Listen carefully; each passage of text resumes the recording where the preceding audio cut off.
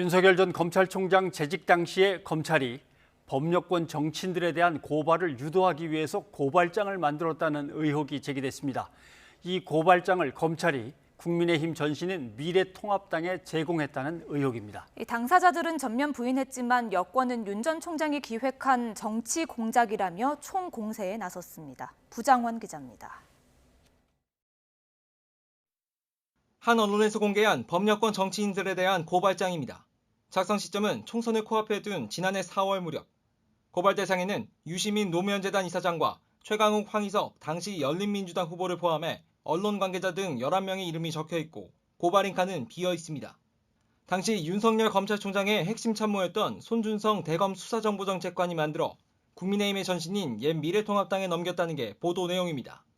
MBC의 검언유착 의혹 보도로 검찰개혁 문제가 화두로 떠오르자 수세에 몰린 윤석열 검찰이 정치권에 형사고발을 청탁했다는 겁니다. 당시 통합당 쪽 연결고리로 지목된 건 검찰 출신인 국민의힘 김웅 의원입니다.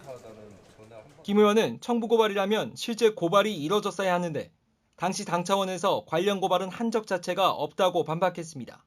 다만 문제의 문건을 받았다는 건 명확히 부인하지 않아 정치권 파장은 되려 확산하고 있습니다. 당장 여권 대선 주자인 이재명 경기지사는 명백한 검찰 쿠데타 시도라고 지적했고 이낙연 전 대표도 윤 전 총장 지시 없이 이런 일이 가능했겠느냐고 비판했습니다. 검찰 조직 체계상 윤 총장의 지시나 묵인이 없이 독단적으로 행동했다고는 보기 어렵습니다. 윤석열 검찰의 그런 행태는 검찰에 대항하면 없는 제도 만들겠다는 타락입니다.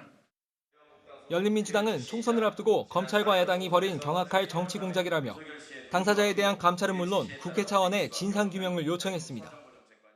국회는 국정조사와 국정감사를 통해 진실을 밝혀내고 제도를 정비해야 합니다.